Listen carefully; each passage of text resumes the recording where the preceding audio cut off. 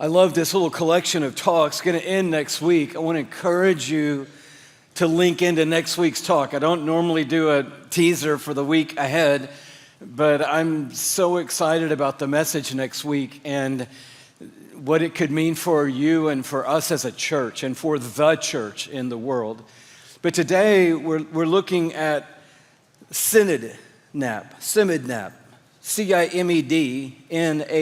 you weren't here last week, you're like, that's a crazy title for a collection of talks. It is. Cimednap is simply pandemic spelled backwards.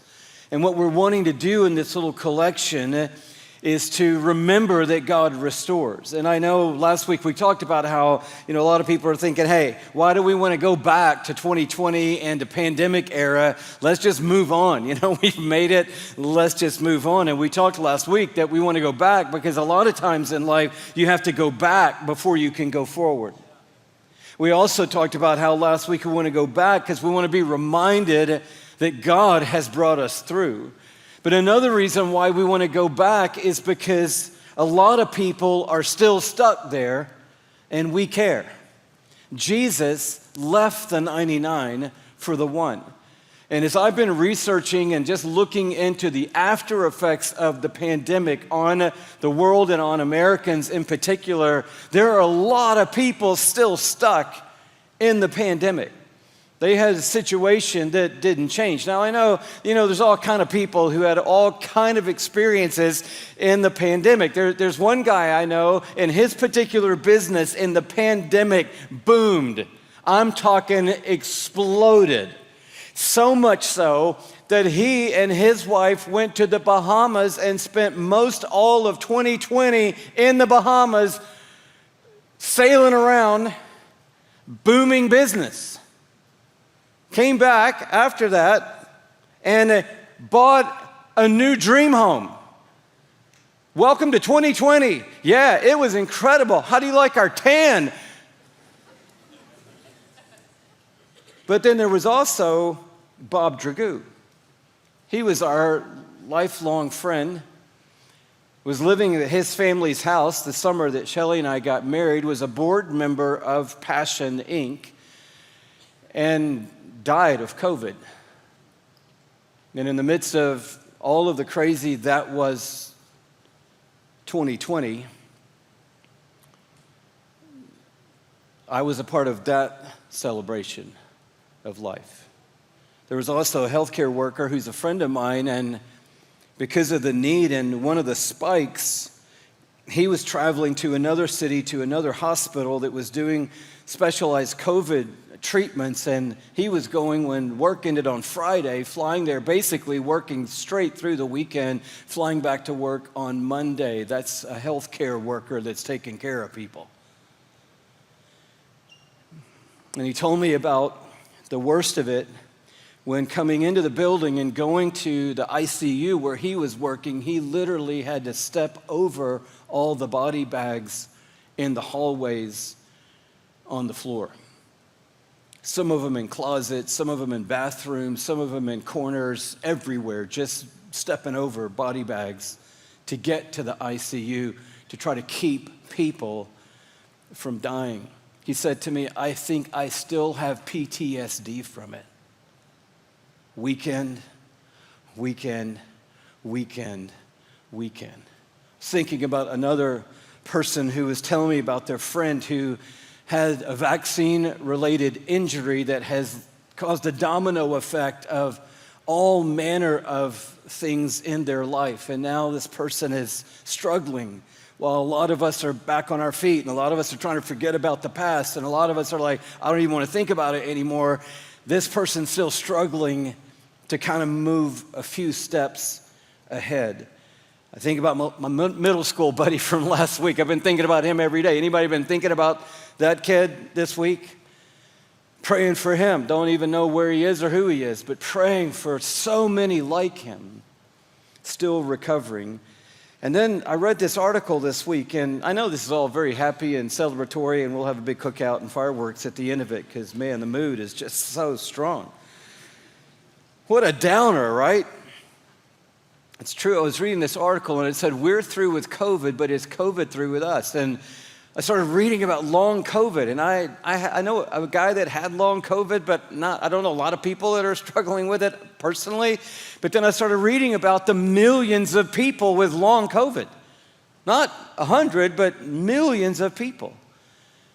And I'm thinking about all these families that are impacted. I got my numbers a little off last week, but I said that there were 6.9 million people in America that died. That's 6.9 million people in the world that died. 1.1 million people in America. And, people say, well, we don't really know what the numbers are. Yeah, we really don't know what the exact numbers are, but the numbers are big. And that's a lot of families who are struggling. And what we're trying to say in these few messages together is that God is a restorer. And yes, a lot has been lost, but God is a restorer. We looked at this passage in Joel about the locust swarms, and then we looked at the promise in chapter 2 where he comes in verse 23 and says, "Be glad, O people of Zion, rejoice in the Lord your God. For he has given you the autumn rains in righteousness. He sends you abundant showers, both autumn and spring rains as before. The threshing floors will be filled with grain. The vats will overflow with new wine and oil." This is God who is a restorer. And your situation today may not be pandemic related, or maybe it was impacted in some way, but maybe it's a relationship thing that you're going through, or a season of life for you that's been incredibly challenging, or an illness or some sickness that's not related to the pandemic, or maybe there's been a fracture of a friendship, or maybe there has been a job change or some other loss in your life. I'm telling you, what God is wanting to say today is, the situation is real and the loss is real, but God is a restorer. And he is in the process of renewing, in verse 25, what's been lost. He says, "I will repay you for the years the locusts have eaten." Anybody in the house today that knows what that's about, that you're looking back and it wasn't a day or a blip or a night or a weekend, there were a couple of years that got wiped out in your life? Well, God is saying, I can repay you for the years the locusts have eaten. If you turn to me, the middle of chapter 2, and return to me, I can restore. Not give back the years the locusts were eaten as if they're never were gone and now everything's back. No, I can't in some ways do that. But what I can do is repay you for what was lost. There was something lost, but that's not the end of the story. I will repay you for the years the locusts have eaten, the great locust and the young locust, the other locusts and the locust swarm, my great army that I sent among you. And you will have plenty to eat until you are full, and you will praise the name of the Lord your God, who has worked wonders for you. This is your future. Look at the last verse. Then you will know that I am in Israel. You'll know that I'm in your midst. And that I am the Lord your God. That there is no other, never again will my people be shamed. Not going back and saying nothing was lost, and maybe in some cases not being able to return what was lost. But I will repay you for the years that were lost. In other words, there will be a threshing floor that is full. That means crops will have come in. There will be vats of new wine and vats of new oil. That means the olive tree will have blossomed and bloomed, and it means the vines will have grapes on them again. There will be a harvest. I will repay you for the years the locusts have eaten. All through this text, I was thinking about Lazarus. We talked a little bit about that story last week, and everybody knows the story of Lazarus, and it seems kind of crazy to go back to it, but there's all kind of things in the story of Lazarus that we really don't think about, and I'd love to take us back there today because I really believe that Jesus wants to leave the 99 and go to the one today. And I really think he wants to call all of us, even my Bahama friend, into the story today, because Bahama friend's still doing great, business still great, house is still great. 2020 was the best tan he ever got. But at the same time, 2020 person now in 2023, and all of us in 2023 need to have the heart that says, if Jesus leaves the 99 for the one, I'll leave the 99 for the one. Is there somebody still suffering from the pandemic? Okay, who are they? Where are they? And what can I do? And how can I help? Jesus would leave the 99. So I want to make sure that we have the heart today that will do that as well. Lazarus' story is interesting. I'd love us just to read it if that's okay. He begins in verse 1. It says, "Now a man named Lazarus was sick. He was from Bethany, the village of Mary and her sister Martha." Now we remember them. This Mary, whose brother Lazarus now lay sick, was the same one who poured perfume on the Lord and wiped his feet with her hair. Interesting that John wants to underscore the relationship, the closeness, the bond that this family has with Jesus and that they individually have with Jesus. So the sisters sent word to Jesus. They're thinking, okay, we're close and we're tight and Lazarus is sick, but Jesus is amazing, so we got to get word to Jesus. And they said, "Lord, the one you love is sick." When he heard this, Jesus said, "This sickness will not end in death." Can we just say that together? This sickness, say it with me, will not end in death. Now, did it end in death? Yes, he did die, but it didn't end in death. See what I'm saying? That there's things that are lost, but God has a way of repaying for the things that are lost. Now, this sickness is for God's glory, so that God's Son may be glorified through it. Now, let me just stop here and paint a little bit of a picture. Lazarus has a story going on, a big, important story. But at the same time, God has a story going on. Not necessarily a bigger story than Lazarus, a more important story than Lazarus, but God has a story going on. And I just want us all to remember that today, because we normally only talk to God about our story that's going on, and we forget sometimes that every time we have a story going on, God has a story going on. And I don't know all of what God's story going on during 2020, 2021, and 22 was, but I know that while we had a story, God also had a story. Because God's running the world. He's sovereign and in control of this world. So we had a story, Lazarus had a story, but Jesus had a story. And so when he hears that Lazarus is sick, he goes, yeah, the sickness isn't going to end in death. By the way, this whole thing, this whole Lazarus story has a bigger purpose, and it's in my story that this story finds its ultimate purpose. Man, I just need to pause on that for a minute. Are we getting that? Not getting too many amens from that, but this is life-changing stuff. That our story, good or bad, finds its ultimate meaning and value and purpose in God's story that's going on around our story. Jesus said the sickness isn't going to end in death. It's for God's glory, so that God's Son may be glorified through it. Jesus loved Martha and her sister and Lazarus. Yet when he heard that Lazarus was sick, he stayed there where he was for 2 more days. This is not what they were hoping for.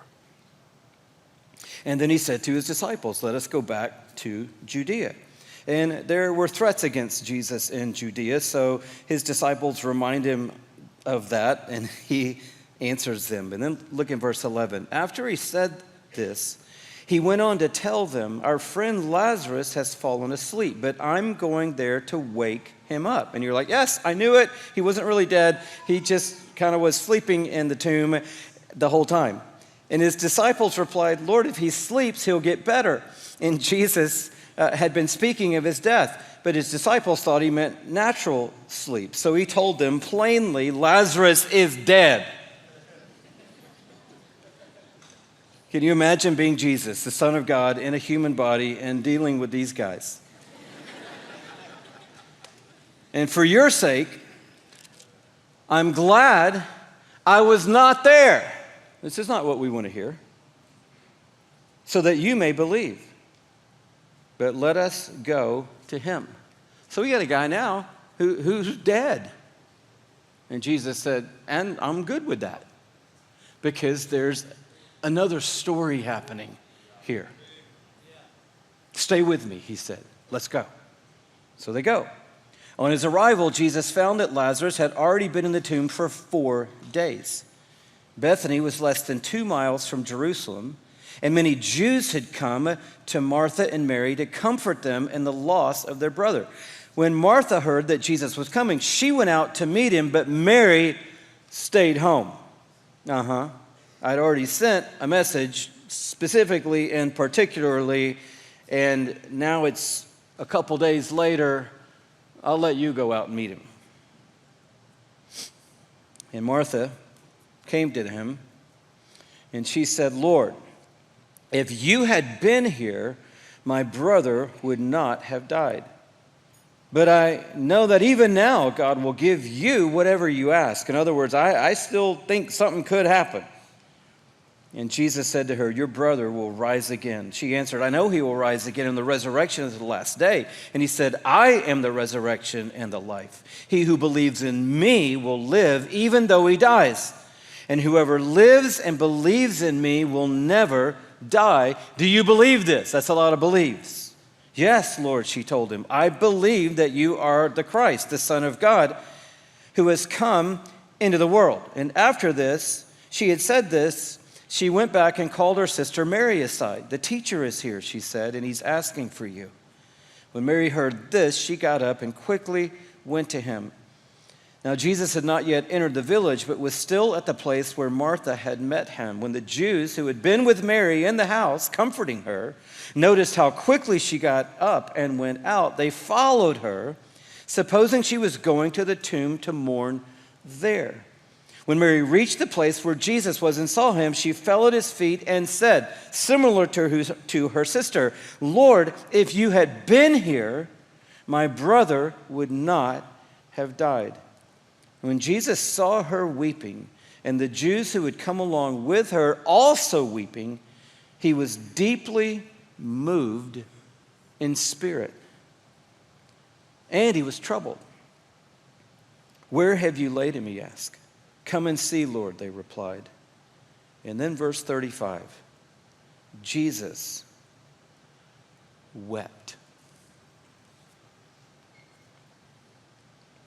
Then the Jews said, see how he loved him. But some of them said, could not he who opened the eyes of the blind man have kept this man from dying? Jesus, once more deeply moved, came to the tomb.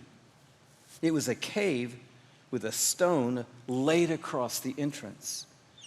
Take away the stone, he said.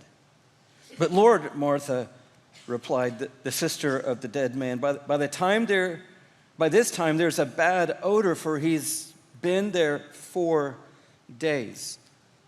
When Jesus said, did I not tell you that if you believed, you would see the glory of God? So they took away the stone, and then Jesus looked up and he said, Father, I thank you that you have heard me. I knew that you always hear me, but I said this for the benefit of the people standing here, that they may believe that you sent me.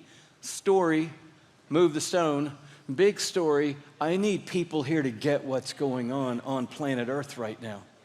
Story, I know he's been in there 4 days. Story, God loved the whole world so much that he sent his only Son into the world, that the world might live through him. So, Father, I'm praying out loud right now so that they can hear what we're talking about and they can get in on the story that's happening here and not miss it because of the story that's happening here. When he had said this, he called in a loud voice, "Lazarus, come out." Whew. This is where the symphony rises up and the score really picks up pace. And everyone is just going, "Oh my word." And the dead man came out. The dead man came out. His hands and feet wrapped with strips of linen and a cloth around his face. But he's coming out. He's not coming out great, but he's coming out. He's not bounding out, "Yes, Lord," but he's coming out. He's not moving fantastic, but he's moving. He's not ready to do any massive movements, but he's breathing. And this is the heart of what God is wanting to plant in Simidnap. Pandemic doesn't get the last word. Not in your life, it doesn't, if you are putting your hope and putting your trust in the God who restores and who pays back for the years that the locusts have eaten. And you may not be moving great right now, but you're moving. Come on, move something. Just move anything. Move a hand, nod, twist your head, do something. Just let me see. You're moving. Yeah, but we lost a lot. I know, but you're breathing. We're not moving super good. I know, but you're not in the tomb. And this is the picture that God is really wanting us to see inside the picture that he really wants us to see. Lazarus came out. Not great, not super strong, not with big, bravado, but he came out. And Jesus said to them, "Take off the grave clothes and let him go." Let him free. Unwrap this guy and let him free. And that's the story that God has for you. A couple of big takeaways. This is not just a Bible story, it's a human story. At the end of it, you're thinking everybody just was like, "Man, this is incredible. Good job. John, are you writing all this down? This is phenomenal. People will talk about this forever. People will be preaching about this on July 4th. Who knows when and where. This is just crazy. Another Bible story. Kids, here's Lazarus in the tomb. Now let's move the stone. Look, kids, Lazarus is coming out." This is not just a Bible story. This is a human story. So yes, there was big gain at the end of this story, but there was also big pain in this story. A brother died. A friend died. The community mourned. People were in tears. Emotions were wrecked. And now there's a living guy getting stuff unwrapped off of him. And everybody's like, "Whoa, whoa, whoa." Jesus didn't go around to every person and say, "I erase from your memory the fact that this dude died. I erase all the tears and all the pain and all the hardship and the night that you just laid on the ground in a pile of ashes and mourning. Poof, all gone, done. Look, he's coming out. Everybody's good." No, these are human beings. Talk about PTSD. On every side of this thing, people are like, "Oh, but okay, I need a minute. I'm going to need to go lay down because I've been in mourning for days now, and we've been praying and praying and praying for weeks now that he would get better. This whole thing, and now he's alive, and Whew. Can you imagine what you would have been through? You're like, "I really never thought about it like that." I know, because we look at these like Bible stories and forget that they are human stories. All these people in this story were just like you. In fact, Lazarus, some traditions say he was 30 years old. 30. Can you just kind of changes it, doesn't it? Mary and Martha, I don't know, 28, 29, 31. These are not just like, characters. These are Jesus' friends. This was a youth movement by and large. Jesus was 30. Him and Lazarus both 30 years old. They're not supposed to be dying. But Lazarus did die, and Jesus is about to die. This is a human story. So inside your story, I know there's a lot of humanity, and God is like, I get it. I get it. I understand it. I'm in it with you. The second thing that I see in this story that I think I just want to highlight again today is that it's okay to not be okay. We did a whole message on that here, but I just like to say it again today. It's okay to not be okay. So if pandemic took some shots at you and some swings at you, and you're not just at your best form right now, it's okay. You can come to church and you don't have to go, no, I'm good. No, I'm good. Everything's good, all good. You can say, I'm not okay. I'm not in the tomb, but I'm not okay. I'm out, but I'm not moving real good. I am alive, but I am not like my best self yet. That's okay. As long as your story doesn't end with, I'm not okay, it's okay to not be okay. Now, if your story ends with, I'm not okay, that's not okay. But if your story doesn't end with, I'm not okay, that is okay. If your story is, I'm not okay, but I'll tell you, the one that called my name is okay. I'm not okay, but Jesus is okay. I'm not okay, but Jesus is okay. I'm not okay, but my Savior and my God is okay. I'm not okay, but He's good.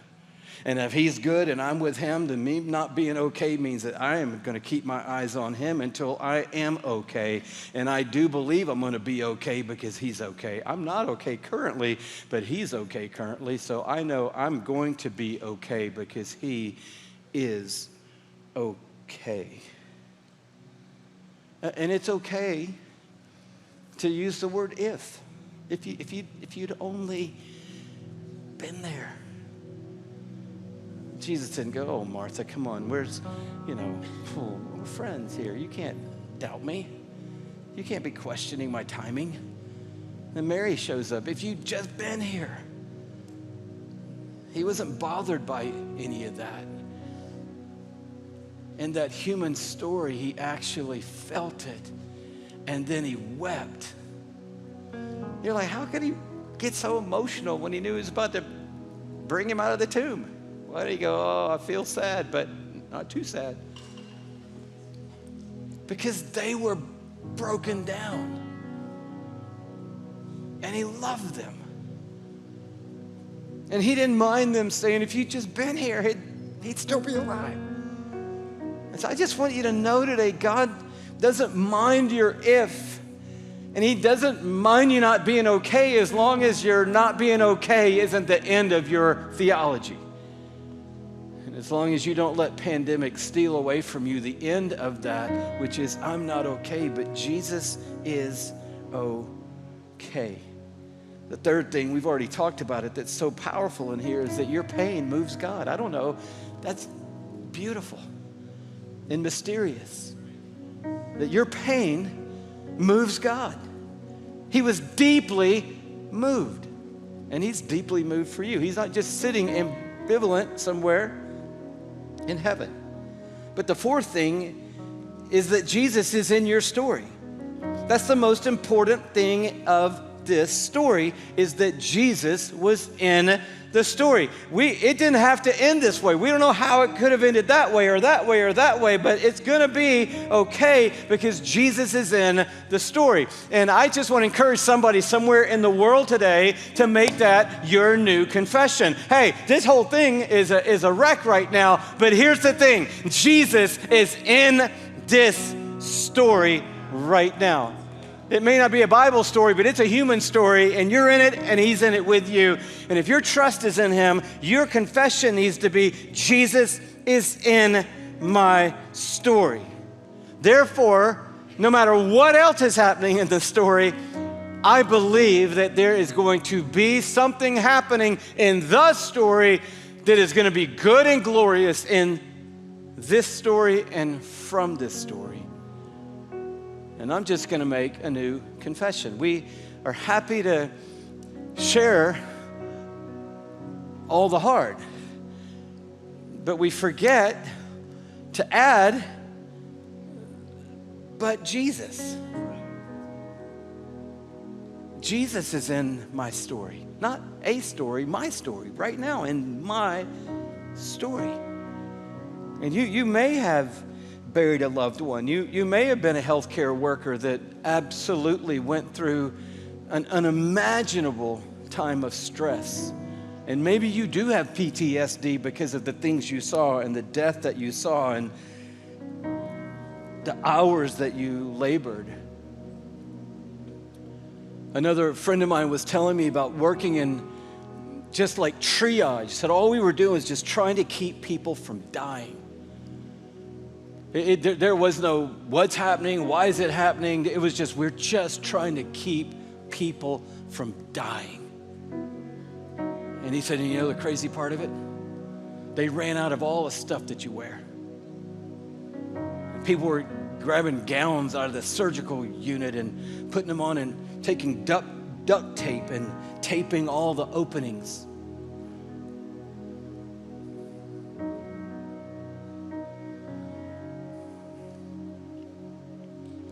Imagine that you're that person. You're not just moving on. Or imagine that you are that middle school kid or a friend who has a vaccine-related injury that's caused a lot of dominoes to go over. There is long COVID, or there is long relational friction or family friction, or there was job loss or some other loss. All that's real. But don't forget who's in the story with you. And I'm telling you, if Jesus is in the story with you, the end of this story could blow your mind. And I think the last thing, just underscoring again today, that your restoration, your simid nap, is most likely a process. It's not some moment where everything just changes and that didn't happen and now everything is great. And that's true of other difficulties that people are in today. It's a process, and that process takes time. So I just say again today, give God time. Give him time. I was speaking at this conference a few years ago, and they'd only given me 15 minutes to speak. Imagine that. I'm not really sure why they even invited me. I said, hi, I'm Louie. That took longer than 15 minutes, and then I said, thanks for having me, and then I was overtime. And I was preaching up a storm, trying to get to the 15-minute mark, and I got there, and I was just almost ready to wind it down.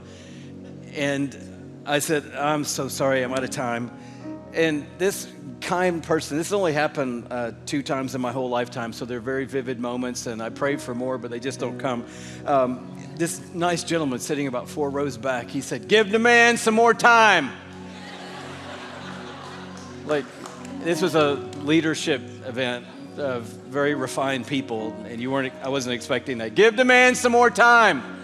I was like, can they do that? I mean, I don't know how powerful this man is. He charges something? Can that happen? No more time? Sorry, done. But I always remember that one encouraging moment. Give the man some more time. And I really feel like this has got to be our encouragement. Give God some more time. Give God a little more time. Yeah, but he didn't make it. He's a couple days late. He could have come when we called him. Just give him a little more time. And give yourself a little more time. Give God time because it is a process. You don't get crops back overnight. That takes season. You don't get vineyards that produce wine even in 1 year. A vine takes a couple of years to produce good grapes. So the new wine in the vats could take several seasons to happen. But take joy that the vine is growing. Take joy that there's a leaf on the vine. Take joy that the roots seem to be going in okay. Take joy that a vat maker is at work making a new vat. Take joy that the process is happening. Take joy that we're now in the season. We saw the first little grape. Isn't that amazing? Can't do anything with it, but it's cute. Take joy in the fact that little bitty things are happening, and rejoice in the little things knowing that God's doing a bigger thing.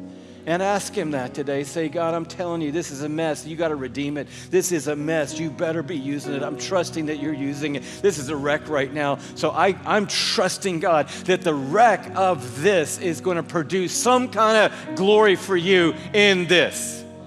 And then I'm going to look back at this and go, this was awful. My brother died, was raised from the dead. But footnote real fast, and I need somebody to say, give the man just a little more time. Thank you. Can somebody, anybody just, thank you. This guy right here. Listen, Lazarus, right, gets raised from the dead out of the tomb. What do you think happened after that? I don't know. Well, not long after that, they had a dinner in Jesus' honor back in Bethany, right before Jesus died on a cross, and Lazarus was there. And it says at the end of this story, by the way, that a lot of people put their faith in Jesus when Lazarus came out of the tomb. Not everybody. Because there's always a couple.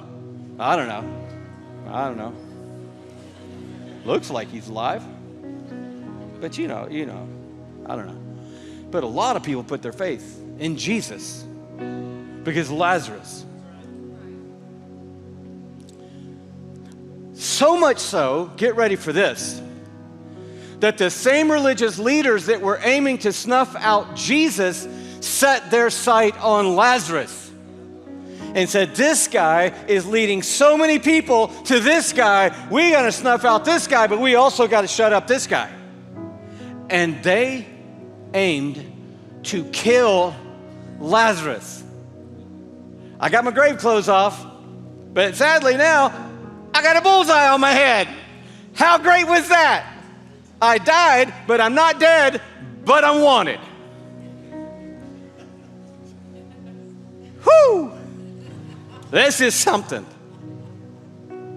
In church tradition, it's not in the Bible, but church tradition says that Lazarus actually became a refugee in Cyprus, where he lived out his life, led a church, and died. All because he'd been raised from the dead. Yeah, I can't go home. I got raised from the dead. People want me dead again. The guy that raised me from the dead, crazy. See, it was all in the big story. It wasn't all in the little story. Give God some more time. And while you're giving him time, believe and trust and ask him, God, above all, use this story in the story to bring glory to you and point people to Jesus. I feel the rhythm deep inside.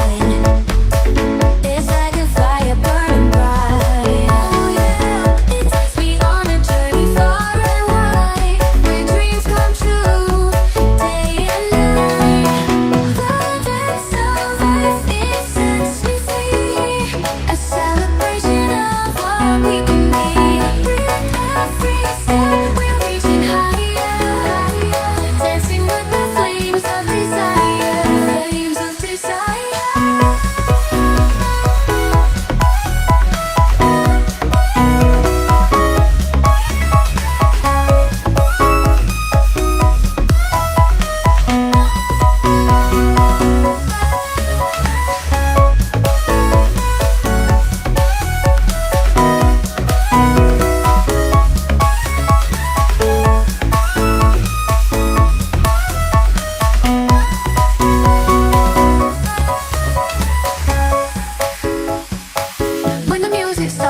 come alive. Moving to the rhythm, feeling so alive. Every step we take, every leap we make, we're dancing through the darkness, leaving trails of light. Flames of desire, a beautiful thing. It's a celebration of the human spirit. We're twirling and spinning, but won't fade away. Together we're unstoppable, dancing souls in harmony.